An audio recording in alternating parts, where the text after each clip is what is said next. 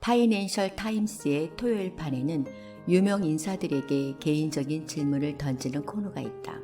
20살의 당신은 지금의 당신에게 무슨 말을 할까요? 이 책에서 우리는 시간의 순서를 뒤집는다. 20살의 당신이 오늘날 당신에 대하여 무슨 생각을 할 것인가가 아니라 70세, 80세, 100세가 된 당신이 지금 이 순간의 당신에게 뭐라고 할 것인가를 묻고자 한다. 지금 당신이 내린 결정에 대해 미래의 당신이 추궁하는 것을 견뎌낼 수 있을까? 본질적으로 남게 되는 당신이란 무엇인가? 우리는 정체성에 관하여 이전 세대와는 다른 방식으로 생각해야 한다. 길어진 삶을 저주가 아닌 선물로 만들기 위하여 기회를 최대한 활용하려는 사람들을 위해 이 책을 썼다. 이 책이 이러한 선물을 만들어가기 위한 첫걸음이 되기를 바란다. 사람들이 길어진 삶을 어떻게 살 것인가를 생각하면서 가장 많이 느끼는 두려움은 말년의 치매에 걸릴 가능성일 것이다. 이는 납득할 만한 두려움이다. 우리 주변에 100세 노인은 거의 없지만 가까운 친척 중에 치매에 걸린 사람은 많이 있다. 실제로 선진국에서는 치매가 노화에 따르는 주요 위험으로 부각되고 있다. 60세 노인의 1%, 75세 노인의 7%, 85세 노인의 30%가 치매 환자들이다. 이러한 사실이 우리에게 무엇을 의미하는가? 결국 이것은 MRI 스캔을 활용한 뇌 영상 기술의 발전과 함께 중요한 연구 주제가 되었다. 이제 인간의 수명에 관한 논의를 끝내면서 정리하자면 단순히 100세까지 건강하게 사는 것만을 생각할 것이 아니라 오히려 100세를 당신이 기대할 수 있는 최소한의 수명으로 생각하는 것이 현명한 자세일지도 모른다. 우리의 분석은 삶이 길어지면 대부분의 사람들이 더 오래 일할 수밖에 없음을 보여준다. 이처럼 일하는 기간을 늘리지 않으면 적어도 일하는 기간의 절반이 되는 퇴직 후 기간에 필요한 자금을 충분히 저축할 수가 없다. 이는 받아들이기 힘든 결론이다. 나이가 들어서도 일을 해야 하는 것은 유쾌하지 못할 뿐만 아니라 벌써부터 몸과 마음을 지치게 한다.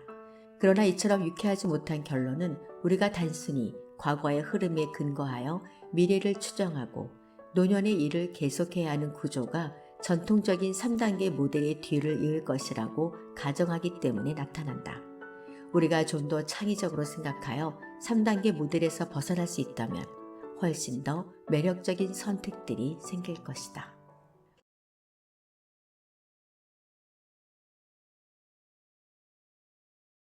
지금 태어나서 100세까지 사는 사람들의 삶을 예상하는 것은 무의미한 일처럼 보인다. 그러나 이러한 불확실성을 다루는 것이 장수시대의 주요 과제가 될 것이다.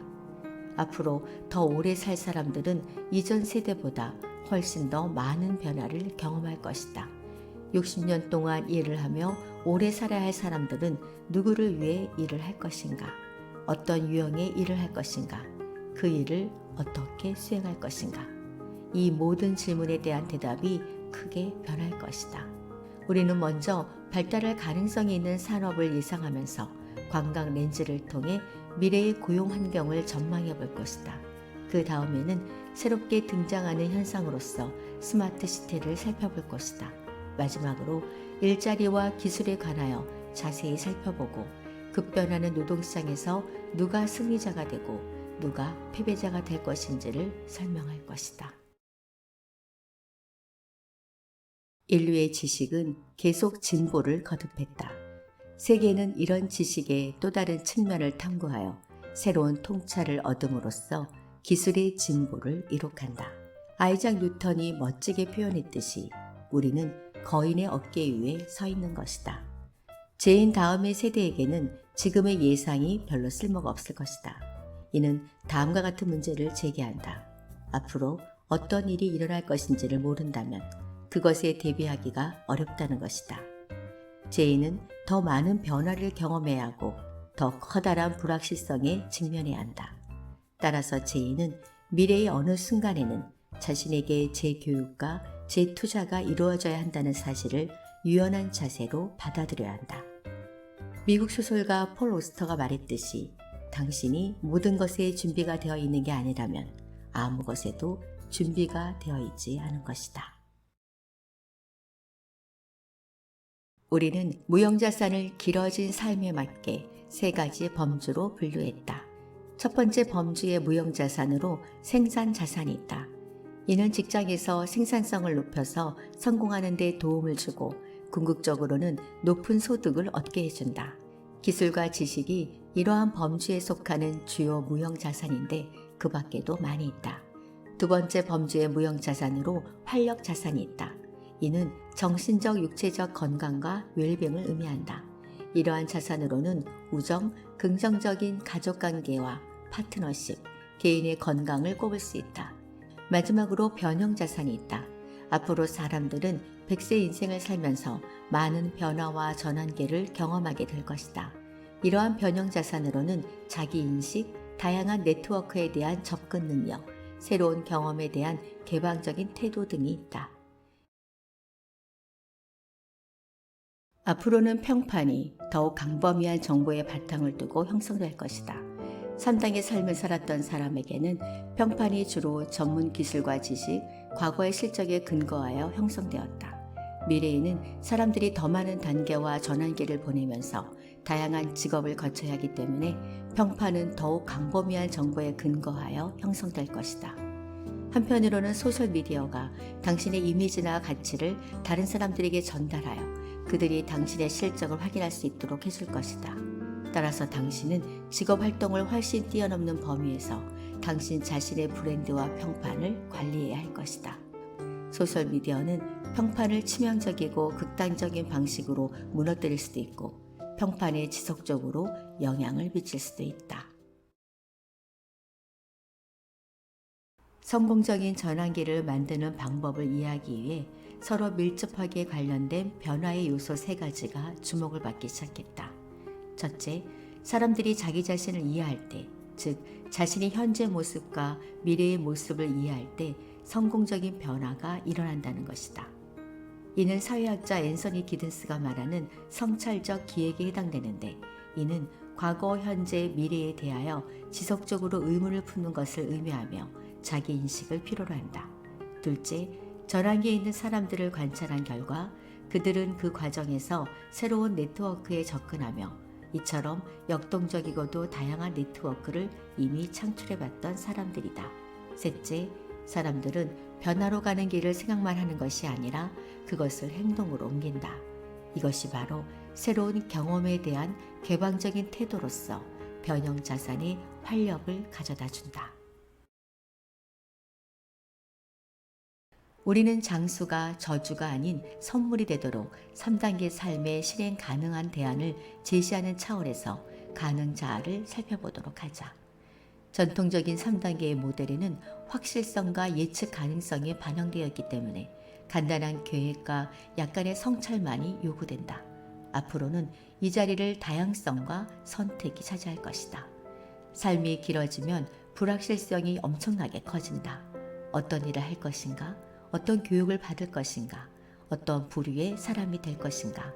어떤 목표를 세울 것인가? 알 수 없는 것들이 너무나도 많아서 단 하나의 선으로 된 경로를 만드는 것은 불가능할 뿐 아니라 오해를 살 만큼 삶을 지나치게 단순화하는 것이다. 결국 당신이 자신에 대해 생각하는 시나리오는 당신 자신만의 특별한 요구, 열망, 소망을 중심으로 구성될 것이다. 이처럼 그가 자기 인식을 강화하고 새로운 경험에 대하여 개방적인 자세를 취하면 선택의 결과를 스스로 만들어갈 수 있다. 바로 이런 이유로 지민은 새로운 기술에 투자해야 한다는 사실을 깨닫는다. 이 2가지 시나리오에서 지민은 변화와 재창조에 전념할 용기를 갖는다. 바로 이 지점에서 변형 자산이 매우 중요해진다. 자기 인식을 강화하고 새롭고 역동적인 네트워크를 형성하고 새로운 경험에 대한 개방적인 태도를 지니는 것은 이 2가지 시나리오가 성공하는 데 아주 중요하다. 이 2가지 시나리오가 요구하는 노력과 집중력을 감안할 때 4.0 시나리오의 장점은 무엇인가? 이들 시나리오는 무형자산과 유형자산을 형성하고 강화한다. 이 시나리오들에 따르면 고소득 기간이 길어져서 연금이 많아진다. 또한 생산 자산과 활력 자산이 늘어난다. 장수라는 선물은 궁극적으로는 시간이 주는 선물이다. 오랜 세월을 살다 보면 목적이 뚜렷하고 의미 있는 삶을 가꾸기 위한 기회가 있을 것이다. 우리가 3단계 삶이라는 구속복을 벗어던지면 유형자산과 무형자산, 가치의 하락과 축적이 균형을 이루는 삶을 가꾸어 나갈 기회인 새로운 단계가 이미 부상하고 있는 것이 보인다. 100세 인생을 맞이하여 우리는 쇼핑몰이 아니라 대성당을 건설할 잠재력을 갖고 있다. 다단계 삶의 가장 흥미진진한 효과는 나이와 단계의 연결이 끊어지면서 이러한 제도적인 연령 분리 현상을 대대적으로 개혁하는 것이라고 말할 수 있다. 다양한 연령대의 사람들이 함께 활동하면서 편안하게 섞일 수 있다면 나이에 따른 고정관념도 사라질 것이다. 그러면 모든 사람이 젊은 사람들의 유연성과 호기심, 나이 든 사람들의 지혜와 통찰력을 가질 기회가 발생할 것이다. 전에 없던 형태의 기업가 정신을 창출하고 새로운 패턴의 파트너십과 기업을 구축하는 경제활동의 새로운 단계가 등장하고 있다. 이러한 단계는 사람들이 평범한 직장 생활을 그만두고 자기 사업을 시작할 때 나타난다. 그들은 직장을 찾는 사람이 아니라 직장을 창조하는 사람이다. 독립적 생산자 단계는 전문성을 쌓고 배우고 생산하는 기간이다. 다시 말하자면 이 상황은 다양한 형태로 이루어진 평판을 관리하는 시기다. 무엇을 성취했는가, 무엇을 경험했는가, 어떠한 네트워크를 구축했는가, 다른 사람과 공동으로 창조하고 협력한 것은 무엇인가.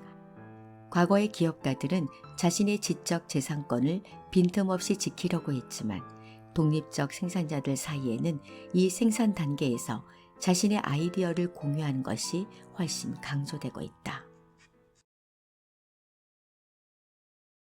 아리스토텔레스는 여가를 노동의 피로에서의 해방이라고 정의했다.